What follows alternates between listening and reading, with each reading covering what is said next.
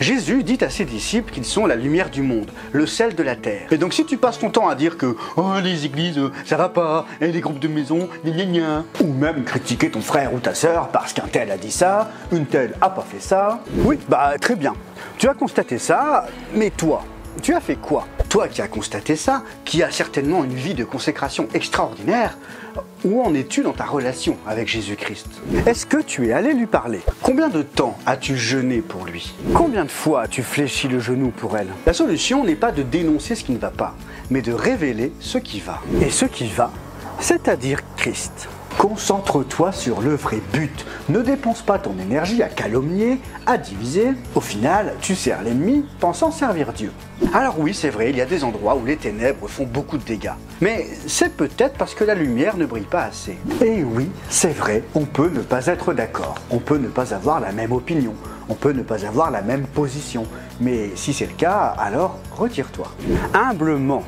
Dans la paix, commence pas à t'énerver et à vouloir tout casser. Vous avez rien compris, bande d'incrédules, race de vipères, tombeau blanchi, chien, bête sauvage. Mais vous ne reconnaissez pas mon appel. Calmez-vous. Mon appel. Oui, parlons-en de ton appel. Tu crois que ton appel c'est 2 heures le dimanche matin? L'appel de Dieu pour ta vie c'est 2 heures le dimanche matin. Faut arrêter.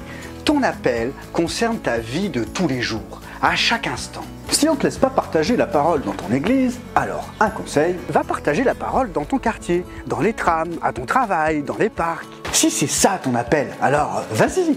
Si c'est le ciel qui t'appelle à ça, fonce. Et peu importe que tu aies un micro ou pas. Jésus n'avait pas de micro et ça ne l'a pas empêché de parler à plus de 5000 personnes en même temps. Jésus a dit dans Jean 14,30, le prince du monde vient et il n'a rien en moi. Le prince du monde, c'est Satan. Et Jésus nous dit qu'il n'a rien de Satan en lui. Jésus ne calomniait pas, il ne dénigrait pas. Il n'en voulait pas à la terre entière parce qu'il n'avait pas de micro. Ta réaction, les paroles que tu prononces révèlent ce qui règne en toi. On l'a vu dans la série de vidéos sur les portes. Plus tu seras occupé à rejeter la faute sur les autres comme Ève, « Oh, c'est pas moi, c'est le serpent !» ou comme Adam à accuser Dieu, « Oh, c'est pas moi, hein, c'est la femme que tu as mise à côté de moi !» Dieu sait tout ça. Dieu te regarde. Paul dira dans 2 Corinthiens 4,12 « Ainsi la mort est à l'œuvre en nous ». Il y a des circonstances qui t'appellent à la mort d'une partie de toi, mais tu ne le comprends pas. Tu accuses l'autre, tu le condamnes, presque tu le maudis, alors que tu ne comprends pas que c'est un appel de Dieu à entrer dans le lieu secret, à être plus intime avec lui. Dieu t'appelle à un autre niveau dans la relation avec lui. Cette partie-là de toi-même doit mourir. Si tu ne te sens pas concerné par ce que je viens de dire et que tu penses à quelqu'un d'autre, je te rassure, c'est bien de toi que je parle. C'est bien de moi que je parle. C'est de nous.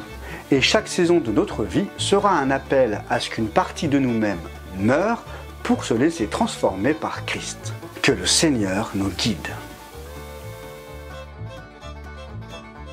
Je ne sais pas si mon appel personnel est de partager la parole de Dieu à tout le monde, ça c'est l'appel global sur tous les croyants, mais un jour ça débordait tellement qu'il fallait que ça sorte, que j'en parle.